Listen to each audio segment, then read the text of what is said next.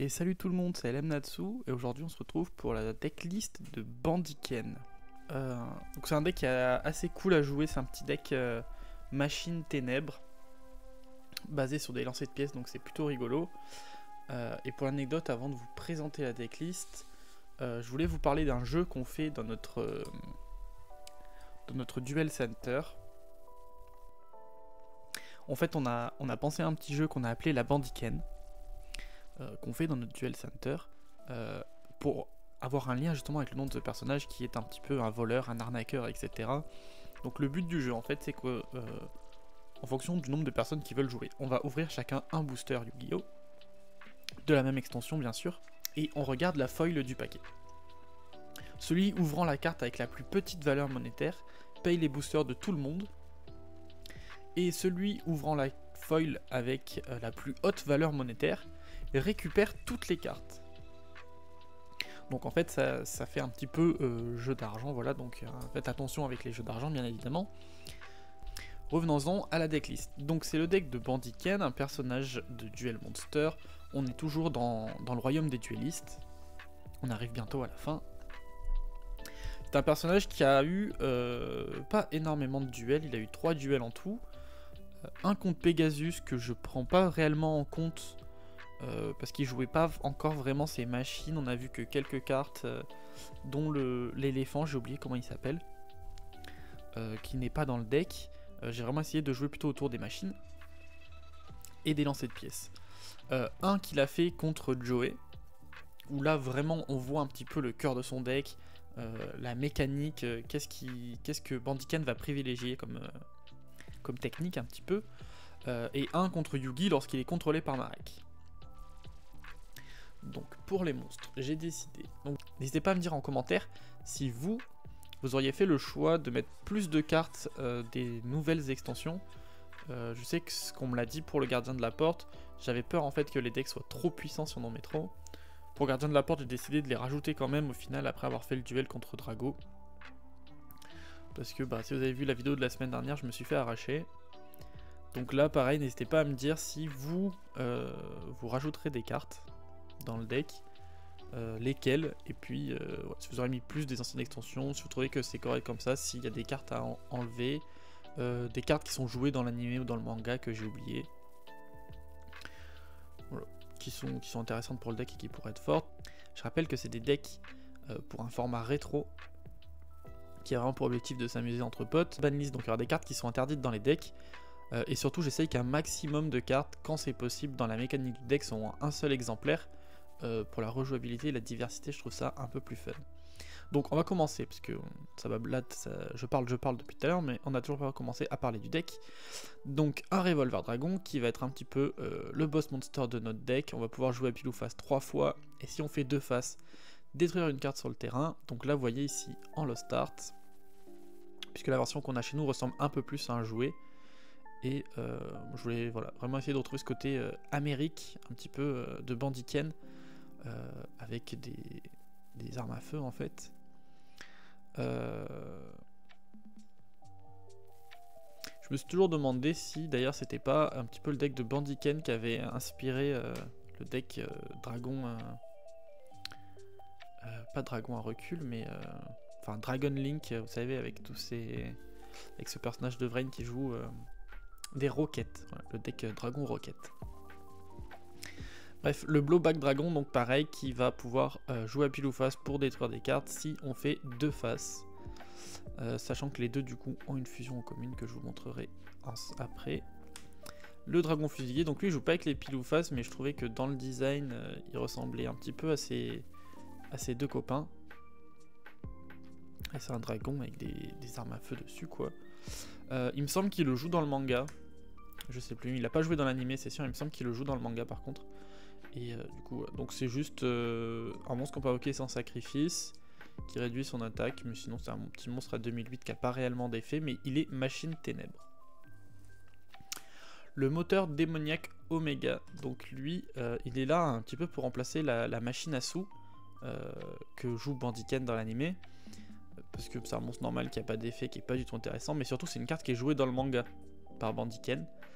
Donc encore une fois c'est un machine ténèbres, Et celui-ci va permettre d'invoquer des jetons. Et vous savez que j'aime beaucoup dans Duel Monster 2 types de cartes. Ce sont les cartes qui invoquent des jetons et les rituels.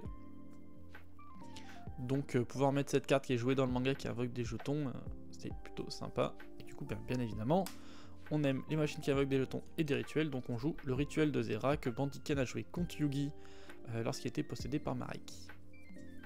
Zoa parce que c'est reste des decks rétro, donc il faut un petit peu des monstres normaux. 2006 pour 2 sacrifices, c'est pas énorme, ça reste plus que le magicien sombre de Yugi. Donc pourquoi pas. Metal Zoa qui est assez compliqué à invoquer, en réalité on l'invoque quasiment jamais, faut qu'il soit dans le deck et qu'on ait Zoa équipé de Metal Morph. Tout ça pour invoquer un monstre à 3000 qui sera moins intéressant que Metal Zoa, puisque Zoa équipé avec Metal Morph aura déjà plus de 3000 d'attaque, il me semble que Metal Morph ça donne 500, et surtout gagnera de l'attaque quand lui il combat, ce qui n'est pas le cas de Metal Zoa, donc la carte est pas très intéressante, mais elle est là pour le lore. Soldat Canon qui est encore un machine ténèbres, qui va permettre de sacrifier des monstres pour infliger des dégâts directs. Le dragon double barillet qui lui va pouvoir jouer à pile ou face pour détruire une carte uniquement à son invocation. Le Reflect Bounder qui a été joué par le personnage contre Joey il me semble. L'araignée explosion, donc qui est un retrain d'une ancienne carte d'un monstre à sacrifice il me semble de Bandiken. Donc là c'est un monstre sans sacrifice, Ténèbres Machine qui a 2002 de défense, donc c'est plutôt pas mal. Le chasseur mécanique qui a été joué par le personnage contre Joey. Alors on arrive un peu tout ce qui est bombe explosive, donc on joue le Black Salvo, l'adhésif explosif et la sphère explosive qui ont à peu près le même effet. À chaque fois de s'accrocher au personnage pour exploser. Une carte qui n'est pas une machine, mais qui me semble on a vu dans sa main dans son duel contre Yugi, à vérifier, mais il me semble que c'est ça. La Cyberjar qui est une carte très puissante dans le format qui peut retourner un duel. Le sergent électro, donc pareil, c'est pas une carte qui joue mais que j'avais envie de rajouter, j'aime bien. Il y a des petites armes à feu ici, ça correspond avec le personnage. Puis on n'avait pas 20 monstres différents, qui étaient forcément intéressants, donc pourquoi pas. Le loup Gigatech pour les fusions, puis c'est encore une fois une machine. Un Cyber Phoenix pour piocher. Et la vouivre de détournement pour terminer le deck parce que c'est un machine ténèbres à 1800. Ensuite, pour nos magies et pièges. Donc cette fois on va commencer par les pièges. Donc Proton Blast, donc tir proton, je sais pas le nom en français. C'est un piège qui va gagner des effets en fonction du nombre de faces du nombre de faces qu'on va faire dans nos lancers quand on active des cartes qui nécessitent des lancers de pièces. Donc ça correspond pas mal avec tous nos dragons à recul, dragons à barillet, etc. Et surtout s'il y a des trucs desquels au cimetière, on va pouvoir se bannir pour activer un autre effet. Donc c'est plutôt pas mal. Le moteur à voyager dans le temps, donc qui est sorti tout récemment dans Rota. Qui va avec donc l'archétype Metal Morph Max. Voilà, donc c'est en particulier pour cet archétype là que je parlais, si vous pensez que je devrais mettre plus de cartes, parce que je voulais pas mettre le dragon noir au sur rouge, etc. vu que c'est des cartes de Joey normalement dans ce duel. Mais celle-ci va permettre de faire à peu près le même effet que la machine à voyager dans le temps, qui était une carte jouée par le personnage et qui a été récupérée par Joey. Donc même s'il y a un dragon noir aux yeux rouges dessus, ça permet un petit peu de multiplier ces cartes. Vu que je ne veux pas les jouer en plusieurs exemplaires, on aurait pu mettre tout simplement 2 machines à voyager dans le temps. Metal Morph Rare qui va donner de l'attaque à un monstre machine. Metal Morph, donc il va nous permettre en plus de donner de l'attaque à un monstre machine, à un monstre d'ailleurs, il me semble pas forcément que ce soit machine, qui va donner de l'attaque et de la def à un monstre, d'invoquer du coup Metal Zoa. Une machine arrive, donc ça fait partie des cartes pour Metal Morph Rare. Ici elle va nous permettre surtout de ajouter un piège métamorphe depuis notre deck à notre main, donc c'est une petite tuto. Ensuite, donc comme je disais tout à l'heure, on n'a pas mis la machine bingo dans le deck, par contre on a mis quand même quelques références, donc notamment avec la carte 7, qui est la seule carte qu'on va jouer en play 7, La carte 7 qu'on joue en play 7. Cette carte va nous permettre, en fait, si on arrive à avoir les 3 sur le terrain, de les envoyer au cimetière et de piocher 3 cartes. Ça a l'air fort. Ça l'est beaucoup moins.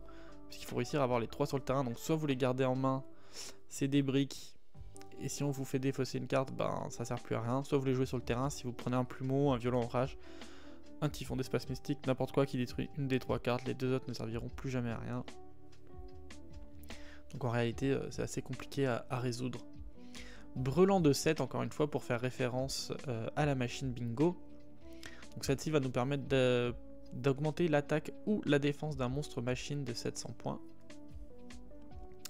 Heavy Metal Raider, donc justement, on en parlait de cette petite machine bingo, vous voyez qui est derrière. Donc ça, c'est un terrain, pareil, qui est sorti dans LDS 1, il me semble, qui est là pour aider le deck de Bandiken. En fait, quand un monstre Telem Machine qu'on contrôle va être détruit au combat, il n'est pas détruit la première fois, et il va gagner en attaque les points de vie que l'on reçoit en dommages. Donc ça va permettre de buff un petit peu nos monstres, il faudra les détruire 2 fois au combat. C'est assez embêtant pour l'adversaire, et c'est un terrain qui est plutôt fort dans le format. Ce qui va aussi nous permettre de spé des monstres, il me semble. Le rituel de Zera, qui est là pour qu'on puisse invoquer Zera la menthe. Voleur d'esprit, donc ça il me semble pas qu'il la joue dans l'animé, je sais plus.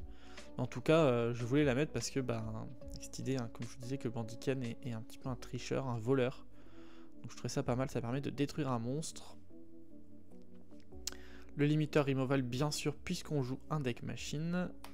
L'hommage au damné toujours pour détruire les monstres. Et puis on arrive sur les cartes un petit peu génériques qui sont dans tous les decks.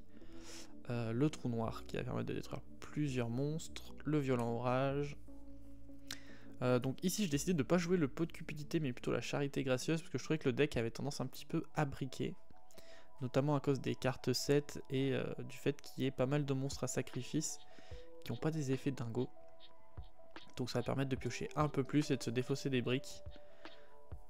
Hop là. Le Monster Reborn. Et puis pour terminer, la petite polymérisation puisqu'on a un extra deck. Et je vais quand même vous montrer les petits jetons que j'ai créés puisque je vous disais tout à l'heure le moteur Omega invoque des jetons et quand ils n'existent pas, j'essaye de les faire. Quand j'existe pas ou que j'arrive pas à les récupérer, j'essaye de les faire moi-même. Du coup voilà, j'avais fait moi-même les petits jetons moteur. Ils sont pas parfaits, ils sont pas super bien faits, mais n'hésitez pas à me dire ce que vous en pensez en commentaire. Puis si vous voulez une petite vidéo pour que je vous explique comment je l'ai fait, je pourrais vous faire ça. Ils sont pas parfaits, mais voilà, c'est sympa, c'est cool en duel. Et puis pour les vidéos de pouvoir avoir les vrais jetons dans les deckbox des personnages, je trouve. Donc pour les fusions, on va en jouer deux. On va jouer le dragon Catling, qui est donc une fusion du personnage entre le dragon revolver et le dragon à recul, qui aura pareil un effet qui va jouer avec des piles ou face. Et le char du labyrinthe, qui est donc normalement une carte des frères Paradox, et j'avais envie de mettre dans ce deck puisque le personnage joue le soldat canon. Donc il suffisait juste de rajouter le loup gigatech ou un substitut de fusion. J'ai décidé de rajouter le loup gigatech qui est une machine. Donc voilà, pourquoi pas, ça fait une petite fusion en plus si on a poli et qu'on a déjà passé nos monstres ou qu'on n'a pas envie de se débarrasser de nos monstres qui jettent des piles ou face. Voilà pour le deck de Bandiken, je vous remercie d'avoir suivi cette vidéo. Je vous invite à vous abonner, à liker et à commenter la vidéo. Moi je serai, donc là normalement on est lundi, je reviens du YCS Bologne, je vous ferai sûrement une petite vidéo pour vous dire comment ça s'est passé. Et j'espère que pour ceux qui étaient, c'est bien passé, que vous avez profité de votre tournoi. Et puis on se dit à la semaine prochaine. Des bisous.